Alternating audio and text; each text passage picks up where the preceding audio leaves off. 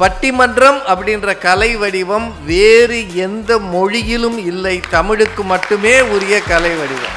நான் 13 மொழிகளிலே டிவியில் ரியாலிட்டி ஷோ பண்ணுறேன். ஆனால் எனக்கு தெரிய பட்டிமன்றம் அப்படின்ற அமைப்பு தமிழில் மட்டும்தான் இருக்கிறது. நான் அதற்கு ரசிகன்னு சொன்னார்.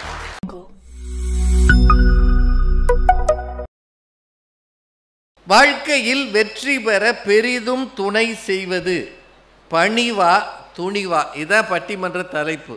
எளிமையான தலைப்பு. வாழ்க்கையில் 2 வகையான ஆளுகளை பார்க்குறோம். சில பேர் பார்த்தா ரொம்ப பவ்யமாக இருக்காங்க. இப்போ வணக்கத்தை பற்றி அவர் பாரதி கிருஷ்ணகுமார் சார் சொன்னார் பார்த்தீங்களா? இந்த கையும் இணைந்து பார்க்கிற ஒருவரிடம் பணிவது, வணங்குவது. பணிவுன்ற சொல்லுக்கு வணக்கம்னு ஒரு பொருள் இருக்குது, அடக்கம்னு ஒரு பொருள் இருக்குது. பார்த்தோன்னே அண்ணே வணக்கம் அப்படின்னு சொன்னால் அவன் ரொம்ப பணிவான ஆளுன்னு அர்த்தம். அங்கேருந்து வர்றவனை பார்த்து அவன் முதல்ல எனக்கு வணக்கம் வைக்கட்டும், அப்புறம் நான் வைக்கிறேன்னா கொஞ்சம் திமிரான ஆளுன்னு அர்த்தம். கரெக்டாக இல்லையாங்க? பணிந்து போவது முன்னேற்றம் தருமா, வெற்றி தருமா? துணிஞ்சு நிற்கிறது, தைரியமாக நிற்கிறது, தன்னம்பிக்கையோடு நிற்கிறது, எது வந்தாலும் எதிர்ப்பேன் அஞ்சேன்னு நிற்கிறது, நாமார்க்கும் குடியெல்லாம் நமனை அஞ்சோம் பேசுறது, இது உங்களுக்கு வாழ்க்கையில் வெற்றி தருமா? இதுதான் தலைப்புங்க. உங்களுக்கு 2 பணிவுனா என்ன, துணிவுனா என்னன்னு ஒரு வரியில் சொல்லிட்டேன். உலகத்தில் கஷ்டமான வேலை எது? ஆசிரியர் வேலை. காவல்துறை வேலையும் கஷ்டம்தான். ஆனால் காவல்துறையாவது ஒரு நேரம் 2 அப்பிடலாம், அடிச்சுட்டு நான் அடிக்கவே இல்லைன்னு சொல்லலாம். இவங்க அடிக்க கனவு கூட காணக்கூடாது. இன்னைக்கு தூங்கும்போது சரளாதேவி அவர்கள் ஒரு கனவு காண்றாங்க, பையனை அடிக்கிற மாதிரினா நாளைக்கு ஒரு கோஷ்டியே வந்து வாசலில் நிற்கும், அந்த அம்மா கனவு கண்டாருன்னு. அந்த அளவுக்கு பரிதாபத்துக்குரியவர்கள் ஆசிரியர்கள். நாங்கள் பணிஞ்சு தாங்க போகிறோம். யார் யாருக்கு பணிகிறோம் தெரியுமா? வீட்டில் கணவனுக்கு பணியணும், பள்ளிக்கூடத்தில் தலைமை ஆசிரியருக்கு பணியணும், டிஇஓ சிஇஓ ஏஇஓ எல்லாருக்கும் பணியணும், கல்வித்துறைக்கு பணியணும். அதெல்லாம் பரவாயில்லைங்க அதிகாரிகள், இந்த பசங்களுக்கு பணிய வேண்டியிருக்கு பாருங்க. என்னங்க அது இருக்கா இல்லையாங்க அப்படின்னு அழுகுறாங்க. இங்கே எத்தனை டீச்சர்ஸ் இருக்கீங்கன்னு எனக்கு தெரியல, ஆனால் கம்மியான ஆளுங்க தான் இருக்கீங்க போல். இந்த மாதிரி விஷயங்களெல்லாம் யாரும் கண்டுக்கவே இல்லை. அவர் நிலைமை பரிதாபம். +2க்கு சொல்லி கொடுக்குறாரு. அவங்க பரீட்சைக்கு வாங்கினா வரமாட்டேங்கிறாங்க. அது ஒரு பிரச்சனையாக போகுது. இது ஆங்கில ஆசிரியர் வேற. அங்கே போய் அவர் ஏதாவது பேசணும்னு ஆரம்பித்தாருன்னா அவங்க சொல்கிறாங்க, நீங்கள் பட்டிமன்றம் பேசுகிறீங்கல்ல, அப்போ அதையே பேசுங்க, எதுக்கு இங்கிலீஷில் பேசுகிறீங்கன்றா. டே நான் இங்கிலீஷ் வாத்தியாடுறா, எல்லாம் அவசியம் இல்லை, பட்டிமன்றம் மாதிரியே தமிழில் பேசுங்கன்னு விரட்டுறாங்க. அங்கே போய் கஷ்டப்படுறார், இங்கே வந்தால் பரவாயில்லன்னு நினைக்கிறார்.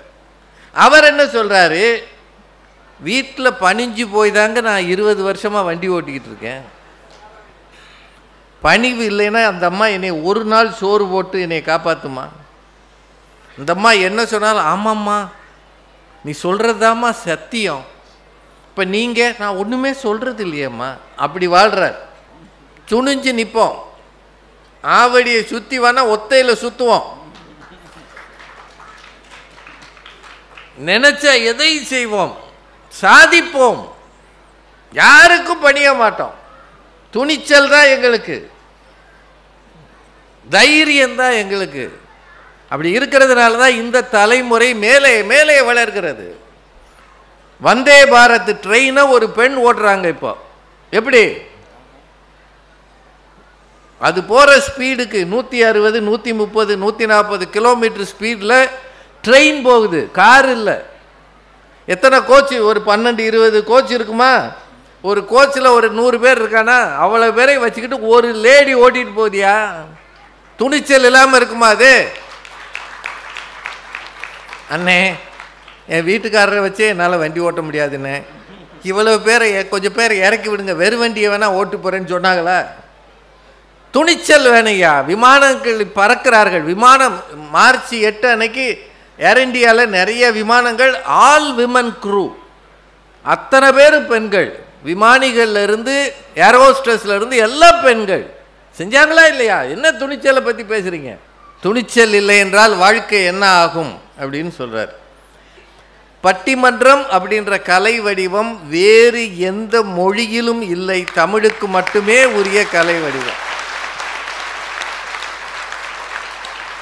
எந்த மொழிக்காரர்களும் நம்மோட போட்டி போடலாம், பட்டிமன்றம்னு வந்தால் அவன் ஓடி போயிடுவான். இல்லை, அது எனக்கு தெரிய இல்லை. ரொம்ப நாள் முன்னாடி மறைந்த பத்மபூஷன் எஸ்பி பாலசுப்ரமணியம் அவர்களை ஒரு முறை சந்தித்தேன். இப்போ அவர் என்கிட்ட சொன்னார், நான் 13 மொழிகளிலே டிவியில் ரியாலிட்டி ஷோ பண்ணுறேன், ஆனால் எனக்கு தெரிய பட்டிமன்றம் அப்படின்ற அமைப்பு தமிழில் மட்டும்தான் இருக்கிறது, நான் அதற்கு ரசிகன்னு சொன்னார். இது அவர் சொன்னது. அவ்வளவு பெரிய லெஜண்ட் இதை சொன்னார்னா நாம் எவ்வளவு பெருமைப்படணும். ஒன்று மொழிக்காக பெருமைப்பட வேண்டும், தமிழரின் பண்பாட்டு தொன்மைக்காக பெருமைப்பட வேண்டும். இந்த மாதிரி கூடி உக்காந்து ஒரு விஷயத்தை கேட்குற இந்த நாகரிகத்துக்காக பெருமைப்பட வேண்டும். இதுவே ஒரு நாகரிகம். ஒன்றும் இல்லை விஷயம். துணிச்சல், துணிந்து நிற்கணுமா? துணிவுனோடனே சினிமா நடிச்சிடாதீங்க. இப்போ தான் படம் வந்தது, அது வேற துணிவு, கொள்ளையடிக்கிற துணிவு. பணிவு அப்படின்றது கொஞ்சம் பவ்யமாக மரியாதை கொடுத்து மற்றவர்களை மதித்து அடங்கி போவது. இது ரெண்டுல எந்த பண்பு நம்மை உயர்த்தும்? இவங்க 2 பேருமே ரொம்ப தெளிவாக சொன்னாங்க. தம்பி சொன்னார் பாருங்க, கல்யாணம் பண்ணுறதுக்கே துணிச்சல் வேணும்னு.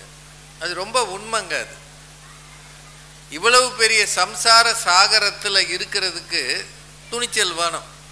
நீங்கள் பஸ்ஸில் ட்ரெயின்ல எல்லாம் பயணம் பண்ணும்போது பார்த்துருக்கீங்களா? இப்போ ரிசர்வ்டு டிக்கெட்டாக இருந்தால் பரவாயில்ல, ரிசர்வேஷன் இல்லாத ஒரு இப்போ பஸ்ஸில் போகிறோம்னு வைக்க, ஆவடியிலேருந்து போகணும்னு வச்சுக்கோங்களேன், பஸ்ஸு 2-3 சீட்டு காலியாக இருக்கிற ஒரு சிட்டி பஸ்ஸில் ஏறுங்க. ஏறுனா மனித மனம் என்ன செய்யும்ன்றீங்க?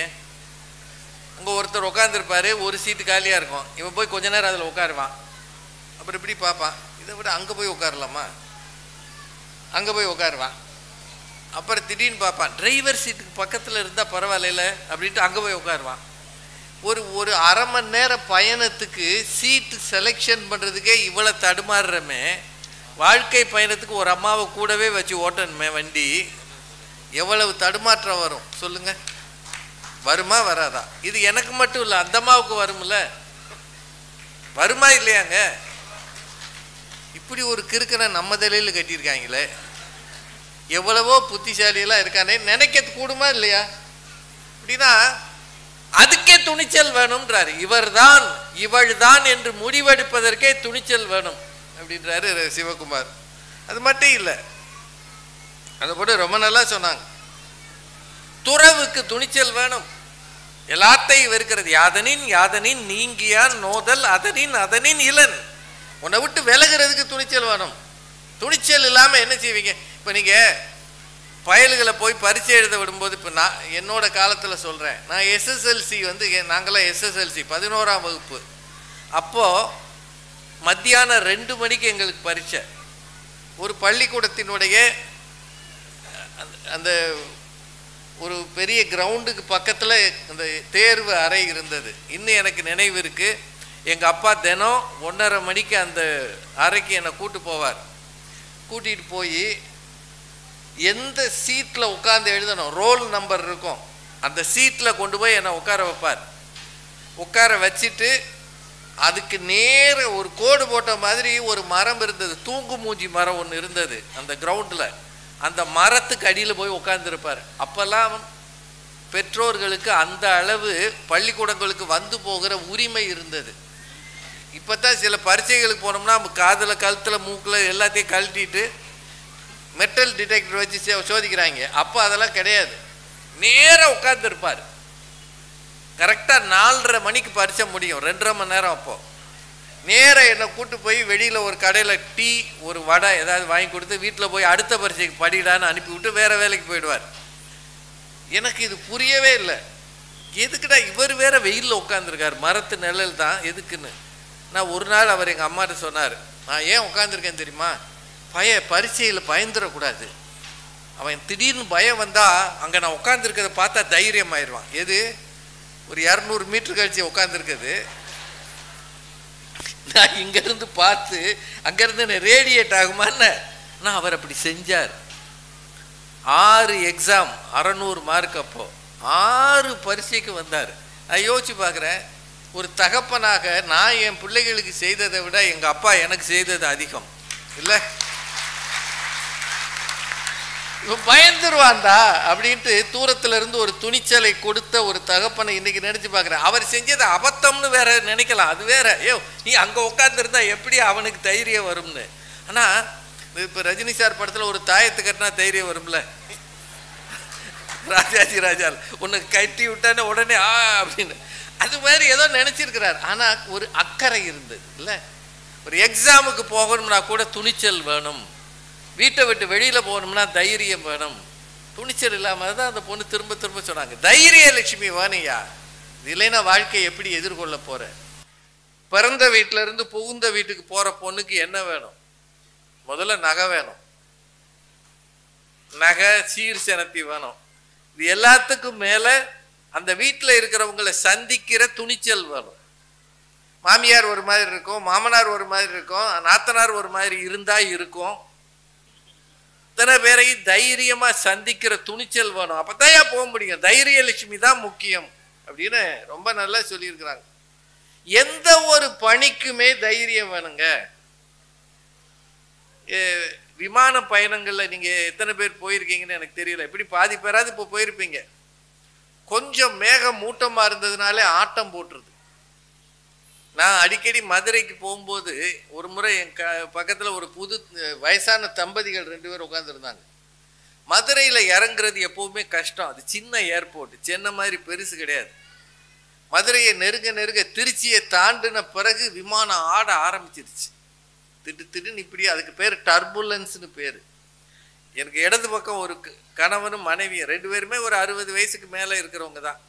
அவர் அந்த அம்மாவை பார்த்து, இதுக்கு தான் சொன்னேன் பாண்டியன்ல போகலாம்னு, கேட்டியா, இறக்குவானோ போட்டுருவானோ, 10,000 ரூபா டிக்கெட்டை கொடுத்து பதற விடுறீங்க, எல்லாரும் பிளேன்ல போறாங்க நாமளும் போவோம்னு சொன்னியே, நீ வா வீட்டுக்கு வா அப்படின்னு பார்த்துக்க. அப்ப இருந்து 15 நிமிஷம் கழிச்சு தான் அந்த பிளேன் இறங்குச்சு.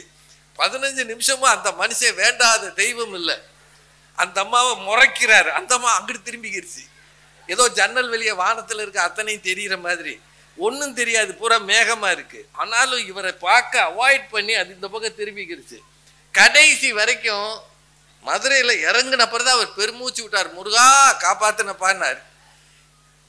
இந்த நெருக்கடி இருக்கு பாருங்க. விமான பயணம் என்பது மகிழ்ச்சியானது, அப்படித்தானே நினைக்கிறோம் இல்லையா? அதை கூட ஒரு மனுஷன் நினைச்சானா சோதனை ஆக்கி பதறி ஒன்றும் இல்லாமல் வேர்த்து, அந்த ஏசியிலேயே வேர்த்து நிம்மதி இல்லாமல் போகிறதுக்கு காரணம் என்னன்னா, கொஞ்சம் தைரியம் மனசுல இல்லாமல் போவது தான். துணிச்சல் இருந்தால் வாழ்க்கையை சந்திக்கலாம். நேர்முக தேர்வு போது எல்லாத்தையும் விடுங்க, மேடை ஏறி பேச சொல்லுங்க. யாராவது ஒருத்தர் இப்போ நம்ம கூட்டத்தில் உட்காந்துருக்கோம்ல, என்ன பேசுறாங்க, வேஸ்ட் சார், பேசி பேசி நாட்டை கெடுத்துட்டாங்க சார். இந்த ஊர்ல சார் முதல்ல பேசுறவங்கள உதைக்கணும் சார், ஒரு பேசப்படாது சார். பேச்சை நிறுத்துனீங்க நாடு நல்லா இருக்கும் சார். நீ இப்ப பேசுறது என்னப்பா? நான் பேசலாம் சார், எங்க நீ போய் மேடையில பேசு. இது நான் வேடிக்கைக்கு சொல்லலைங்க, சரியான பயிற்சியோ வாசிப்போ இல்லை என்றால் நீங்கள் போய் பேச முடியாது. முதல்ல வாசிப்பு வேணும். ஏன் புத்தக திருவிழாலாம் நடத்துறோம்? டேய் படிச்சுக்கங்கடா, அதுல இருந்து 1வது ஞாபகத்துக்கு வரும், மேடையில போய் பேச முடியும். படிக்காம போய் நின்னா ஒண்ணுமே தெரியாது, வேஸ்ட். அது வந்து போயின்னு சொல்வானே தவிர எங்க வந்தா எங்க போனான்னு கடைசி வரைக்கும் தெரியாது. நின்று அப்படியே கை கால் விட விட நடுங்கும். எதுக்கு இதெல்லாம் வைக்கிறாங்க? ஒண்ணு இறக்கி பிடிச்சிக்க, ரெண்டாவது கால் ஆடுறது தெரியாம இருக்க. அதுக்கு தானுங்க இது. ஒரு சின்ன 10 நிமிஷம் 5 நிமிஷம் பேச்சுக்கு தைரியம் வேணுமே. நீங்கள் நாளைக்கு இந்த இளம் பிள்ளைகள் மேடையில போயோ அல்லது ஒரு நேர்முக தேர்வு, ஒரு IAS இன்டர்வியூக்கு போறாருன்னு வைங்க, தைரியம் வேணும்னா, ஒரு இன்டர்வியூவை ஃபேஸ் பண்ணணும்னா அவனுக்குள்ள துணிச்சல் வேண்டும்.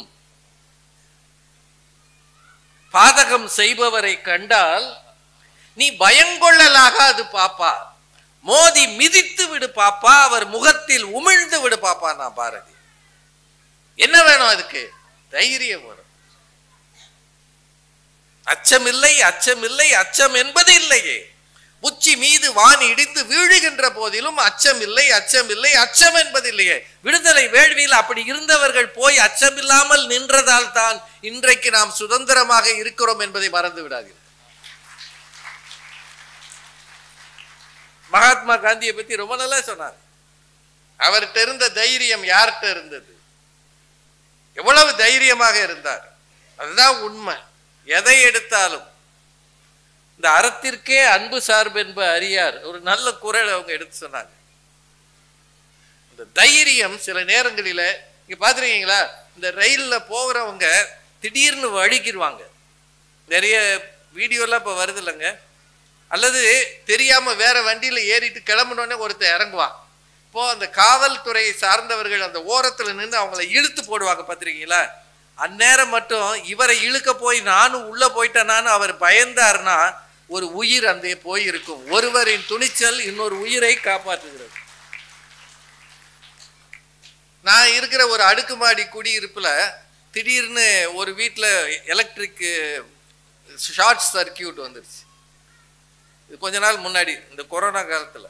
அவங்க வீட்டை பூட்டிட்டு போயிட்டாங்க, ஊரில் இல்லை. அந்த நேரம் வந்துடுச்சு. வந்தால் ஏரியா முழுக்க கரும் புகை. ஏன்னா ஃப்ரிட்ஜில் போய் அது வேலை செஞ்சிருச்சு, எரிய ஆரம்பிச்சிருச்சு. இப்போ தீயணைக்கும் படையிலேருந்து வந்தாங்க. வந்தவங்க எல்லாரையும் பத்திரமா இருக்க சொல்லி இந்த கரண்ட் எல்லாம் சுவிட்ச் ஆஃப் பண்ணிட்டு அவங்க உள்ளே போய் அதை நிறுத்திட்டாங்க, அதை அணைச்சிட்டாங்க. ஆனால் அந்த தீயணைக்கும் படை வீரர்கள் அங்கே எப்படி நடந்துக்கிட்டாங்கன்றதை நான் உங்களுக்கு சொல்கிறேன். அவங்க முழங்கால் போட்டு தவழ்ந்து தான் போனாங்க. அந்த அரை முழுக்க கரும் புகை இருக்கு, நிமிந்து போகலை, தவழ்ந்து தான் போனாங்க. ஏன் தவழ்ந்து போனாங்க அப்படின்றதுக்கு அவங்க சொன்ன காரணம் என்னன்னா, இந்த மாதிரி இடங்கள்ல மோசமான வாயுக்கள் இருக்குமா, அது மயங்க வைக்குமா. அது தரையை விட 3 அடி உயரத்துல தான் இருக்குமா, கீழே அது இருக்காதான். நீங்க நிமிந்து போனீங்கன்னா அதை சுவாசிக்கும் போது நீங்க மயங்கிடுவீங்க அல்லது இறந்துருவீங்க. அதுக்கான மாஸ்கோடு இப்படியே போனீங்கன்னா நீங்க போய் அந்த இடத்துல அதை போய் நிறுத்திடலாம், அது வெளியேறிடும்னு சொன்னாங்க. யார் வீட்லையாவது இந்த மாதிரி சின்ன பிரச்சனை வந்ததுன்னா படக்குன்னு கதவை திறந்து உள்ளே போயிடாதீங்க, கீழே குனிஞ்சு தான் போகணும். இதெல்லாம் அவங்க சொன்னாங்க. எங்களுக்கு என்னன்னா, அந்த நேரத்தில் அங்கே ஆபத்தான வாயுக்கள் இருக்கிறதுன்னு தெரிஞ்சும் துணிச்சலாக போனாங்க பாருங்க தீயணைக்கு படை வீரர்கள். அவங்க மட்டும் போய் அங்கே எலக்ட்ரிசிட்டியை சுவிட்ச் ஆஃப் பண்ணலைன்னா, அந்த தீயை அணைக்கலைன்னா அந்த முழு இடமும் எரிய ஆரம்பிச்சிருக்கும். அப்படின்னா நமக்காக துணிந்து இரவு பகலாக உளவி, ஏங்க எல்லையில் இருக்கிற வீரர்கள் எத்தனை குளிர், -40 அங்கே இருக்கிறான். தினம் 2 பேரை பற்றி செய்தி வருது. பார்த்துட்டும் பார்டரில் நிற்கிறான் பாருங்க. அவனுக்கு மட்டும் துணிச்சல் இல்லை என்றால் ஒரு தேசம் பத்திரமாக இருக்குமா என்ன? இது எல்லாமே துணிவுக்கு சாதகமான செய்திகள். இவங்க 2 பேர் பேசினது சரிதானங்க? நீங்க அமைதியா இருக்கிறது பார்த்தா பயமா இருக்கு. துணிச்சல் மனுஷனுக்கு வேணுங்க, எதிர்த்து போராடணும், தைரியம் வேணும். அச்சம் மடம் நாணம் பயிர்ப்பு அதெல்லாத்தையும் முன்னாடியே பாரதியே சொல்லிட்டார். நாணமும் அச்சமும் நானும் அச்சமும் நாய்களுக்கு வேண்டுமாட்டார். அதனால அதை விட்டுலாம். இன்னைக்கு இருக்கிற மாடர்ன் வேர்ல்டில் இன்னைக்கு இருக்கிறவங்களுக்கு அதை கொண்டு போக வேண்டாம். துணிச்சல் வேண்டும், அதுவும் பெண் குழந்தைகளுக்கு கட்டாயம் வேண்டும். உங்களை நீங்கள் காப்பாற்றிக் கொள்ள எல்லாத்துக்கும் மேல இன்னைக்கு பெருகி வருகிற ஒரு செய்தி இருக்குங்க. இந்த டொமஸ்டிக் வயலன்ஸ் பாலியல் ரீதியான அபியூஸ் அது வெளியில இல்லை, வீடுகளை சுத்தியே இருக்குன்னு நிறைய பேர் சொல்றாங்க. சிறு குழந்தைகள் அது மாதிரி யாராவது தன்னை சார்ந்தவர்கள் முறை தவறி நடந்தால் அதை வெளியில் சொல்கிற துணிச்சல் நம் பிள்ளைகளுக்கு வந்தே ஆக வேண்டும். இதை பற்றிய அறிவுறுத்தல் வேண்டும். இதுக்கெல்லாம் துணிச்சல் வேணும்ன்றதுக்கு இவங்க 2 பேர் சொல்லிருக்காங்க. அப்ப இவங்களை விட்டுறலாமா, இந்த துணிச்சலைன்னு சொல்லிட்டு போயிடலாமா? 2 பேர் அவங்களே பாவம். அப்புறம் நீ பாருங்க, ஒரு விஷயங்க சிவகுமார் முடிக்கும் போது சொன்னாரு, 3 தரப்பினரிடம் நாம பணிந்து போகணும் அப்படின்னாரு. அதுக்கப்புறம் ஒண்ணு சொன்னாரு, அகங்காரம் இல்லாமல் இருக்கணும்னாரு. என்ன ஒரு பிரச்சனைனா, துணிச்சல் நம்மையும் மீறி ஒரு தேவையில்லாத அகங்காரத்தை கொண்டு வந்துருமோன்னு ஒரு பயம் இருக்கு. இந்த துணிச்சல் எவ்வளவு அசட்டு துணிச்சல்னு ஒண்ணு இருக்குல்ல. என்னங்க வேகமா வந்துகிட்டு இருக்கு, ட்ரெயின் முன்னாடி போய் செல்ஃபி எடுக்கிறாங்க. எடுத்து எங்கடா போட போற, அது உன்னை தூக்கி போட்டு போயிருது. வேகமா வந்துகிட்டு இருக்குங்க. கணவன் மனைவியா திருமணமாகி கொடைக்கானல் ஊட்டிக்கு போறாங்க. மலை முகட்டுல ஒரு கல்லு மேல நின்று படம் எடுக்கிறாங்க. ஒருத்த உள்ளே போயிடுறான். இதுக்காடா போனீங்க நீங்க, இதை எடுத்து என்ன பண்ண போற? இது தேவையில்லாத அசட்டு துணிச்சல். இது மனுஷனுக்கு இருக்கவே கூடாது. இது இருந்ததுன்னா நீங்க ஜெயிக்கிற மாதிரி ஒரு போதை வரும், ஆனால் விழப்போகிறீர்கள் என்று அறிவுறுத்தல் உங்களுக்கு வேணும். போன கிரிக்கெட் மேட்ச்ல நம்ம ஜெயிச்சோம். 2 நாள் முன்னாடி ஆஸ்திரேலியாவை பெரட்டி பெரட்டி எடுத்தாங்க. இன்னைக்கு அவங்க வறுத்து எடுத்துட்டாங்க. இதுதாங்க வாழ்க்கை. இப்படியே போகும் என்ற ஒரு தேவையற்ற அசட்டு துணிச்சல் வருந்தால் விளையாட்டுல வெற்றியும் தோல்வி சகஜம். ஆனா நீங்க உங்க கவனத்தை சிதற விடுவீர்கள். அவ்வப்போது சமநிலையில் இருக்கணும் மனுஷன். சமநிலை தவறினால் இந்த மாதிரி தேவையற்ற துணிச்சல் வந்தால், போன பரீட்சை நல்லா எழுதிட்டேன் இதையும் எழுதிடுவேன் நினைக்கிறவன் தான் மாட்டினான். வண்டி எடுக்கும் போது அப்பா சொல்லுவார்ல, டேய் கவனமா போடா, கவனமா போ, ஹெல்மெட் போடு. அதெல்லாம் என்னைய ஒண்ணும் செய்யாது, நான் ரேஸ் ஓட்டுவேன், ஹெல்மெட் போட்டுக்கடான்னு கெஞ்சுவாங்க. தற்சமயம் பாதுகாப்பு அவசியம்னு கெஞ்சுவாங்க. ஆனா ஒரு பையன் அதை கேட்கறது இல்லை. போய் ஒரு சின்ன கல்லு நம்மளை தள்ளி விட்டுருலங்க அப்படின்னா அசட்டு துணிச்சல் ஆகாது. இப்ப என்னதான் வேணும்? நேரமாச்சு. ஒரு விஷயம் சொல்றேன், பணியுமாம் என்றும் பெருமை, சிறுமை அணியுமாம் தன்னை வியந்து, திருவள்ளுவர் சொல்லியிருக்கிறார். எதெல்லாம் பெருமையோ அதெல்லாம் தன்னை பெருசாக பேசாது. இப்ப நான் யார் தெரியுமா? நான் உலக மகா அழகன், ஊர் சுத்தி கிறுக்கன், இப்படியெல்லாம் சொல்லிக்கிட்டு இருந்தேன்னா எனக்கு அடிப்படை அறிவே இல்லைன்னு அர்த்தம். முதல்ல எனக்கு என்ன வேணும்? பணிவு வேண்டும். மகாத்மா காந்தியை பத்தி ரொம்ப நல்லா சொன்னாங்க. அவர்கிட்ட துணிச்சல் இருந்தது, ஆனால் விதிகளுக்கு கட்டுப்படுகிற பணிவு இருந்தது.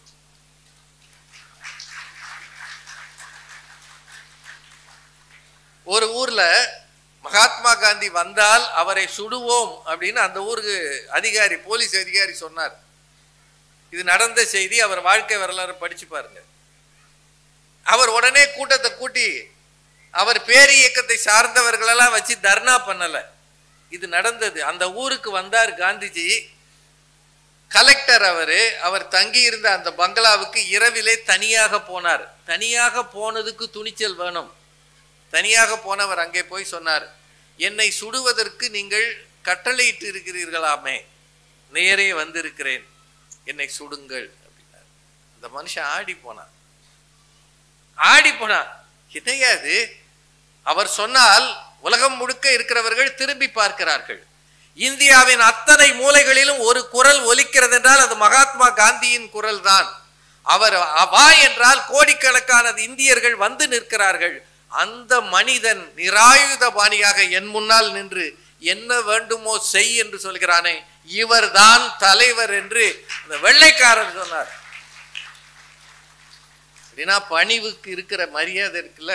திருவள்ளுவர் சொன்னார், ஆற்றுவார் ஆற்றல் பணிதல் அது சான்றோர் மாற்றாரை மாற்றும் படையினர். சான்றோர் அறிவில் உயர்ந்தவர்கள் மாற்றாரை எதிரிகளை மனமாற்றம் செய்கிற மடங்கடிக்க செய்கிற படையின ஆயுதம் எது? பணிதல். திருவள்ளுவர் சொல்றது ஆற்றுவார் ஆற்றல் பணிதல் அது சான்றோர் மாற்றாரை மாற்றும் படை. எத்தனையோ நகை போடுறோம், கழுத்துல போடுறோம், காதுல போடுறோம், மூக்குல போடுறோம், இங்க தொங்க போடுறோம். இப்போ ஒரு காலத்துல லேடிஸ் தான் போட்டாங்க, இப்போ பயலுக்கு போற அழகா தொங்க போட்டிருக்காங்க காதுல. ஆனா இது எல்லாத்தையும் விட எதுடா சிறந்த அணிகலன்னு கேட்டா திருவள்ளுவர் சொல்றார், பணிவுடையன் இன்சொலன் ஆதல் ஒருவருக்கு அணியல்ல மற்ற பிற. ரொம்ப அழகா பாரதி கிருஷ்ணகுமார் பேசும்போது சொன்னார்ல, ஒரு வீட்டுக்கு போறோம், அந்த பயலுக நம்மளை பார்த்தோன்னே இவர் தான் அப்படின்னா இப்படின்னானா அவர் சொன்னார், கவனிச்சிங்கள. நான் வந்து ஒரு வீட்டுக்குள்ள நுழைஞ்ச உடனே ஓடி வந்து வாங்க வாங்க வாங்க வாங்க உட்காருங்க. இந்த வார்த்தைகள் இருக்கு இல்லையா, அவன் உங்களுக்கு கோடி கொடுத்தால் கூட கிடைக்காத மரியாதை இந்த குனிந்து கும்பிடுகிற ஒரு வார்த்தையில, ஒரு இங்கிதத்துல, ஒரு பணிவுல இருக்கும்.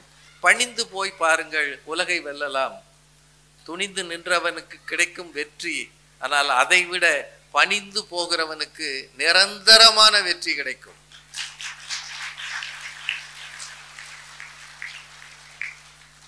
அதனால் பெரியோர்களே, சமூகத்துல வீட்டுல யாராவது திட்டுறானா, சார் இன்னைக்கு சமூக வலைத்தளங்கள்ல பிரச்சனையே என்னன்றீங்க, இவர் அவரை திட்டுறார், அவர் இவரை திட்டுறார், இவர் அவரை திட்டுறார். ஒரு சினிமா ரிலீஸ் ஆகுறதுக்கு இவ்வளவு சண்டையா ஐயா?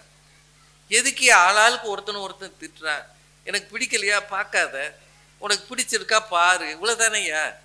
ஒருவரை ஒருவர் மதிக்க கற்றுக்கொள்ளணும். இதுவும் இறைவனின் அம்சம், இவரும் இறைவனின் அம்சம். இவர் எனக்கு எந்த வகையிலும் குறைந்தவர் அல்ல. மாட்சியில் பெரியோரை வியத்தலும் இளமே, சிறியோரை இகழ்தல் அதனினும் இளமே. ரொம்ப பெரிய ஆள்னு அவரை புகழணும்னு அவசியம் இல்லை. ரொம்ப சிறியவன் இவனை இகழ்வது அதை விட மோசம். அது இருக்கக்கூடாது. இது ரெண்டும் எப்போது நமக்கு கை வருகிறதோ அப்போதுதான் மற்றவரை பார்த்து பணியணும். கொஞ்சம் அடக்கம் உடைமைன்னு இருக்குல்ல, அடக்கம் அமரருள் உய்க்கும். நான் வள்ளுவர், அடங்கி போவது என்பது இறைத்தன்மையை உங்களுக்கு தரும் என்றால் அசட்டு துணிச்சல் வேண்டும். ஒரு மண்புழுவுக்கு கூட இருக்கிறது. ஆனால் அசட்டு துணிச்சலை தவிர்த்து பார்க்கிற மனிதர்களை மதிக்க கற்றுக்கொள்ளுங்கள். வீடுகளிலே ஒருத்தருக்கு ஒருத்தர் விட்டு கொடுத்து போக கற்றுக்கொள்ளுங்கள். எல்லாத்துக்கும் மேல உங்கள் வீட்டு பிள்ளைகளுக்கு பெரியவர்களை பார்க்கும் போது பணிய வேண்டும் என்ற பண்பை கற்றுக் கொடுங்கள். வயசானவங்களை பார்க்கும்போது பெருசு நீ எல்லாம் எதுக்கு இருக்கேன்றான். அவர் இருந்ததுனால தான்டா நான் இருக்கேன், நான் இருக்கிறதுனால தான்டா நீ இருக்கேன்னு உங்க பிள்ளைகளுக்கு எப்போது சொல்கிறீர்களோ, எப்போது உங்கள் பிள்ளைகள் அறிவாளிகளாக இருப்பதை விட பணி உள்ளவர்களாக இருக்கிறார்களோ அதுதான் உங்கள் குடும்பத்துக்கு மரியாதை, பெருமை. அவருக்குத்தான் வெற்றியை இறைவன் தருவார். அந்த மாதிரி ஒரு வெற்றி அனைவருக்கும் கிடைக்க வேண்டும். என்னை பொறுத்தவரை துணிச்சல் இல்லாமல் இருக்க முடியாது. ஆனால் பணிவு தேவை. துணிச்சலுக்கு ஒரு 49 மதிப்பெண் கொடுத்தால் பணிவுக்கு 51 மதிப்பெண் கொடுக்கலாம்.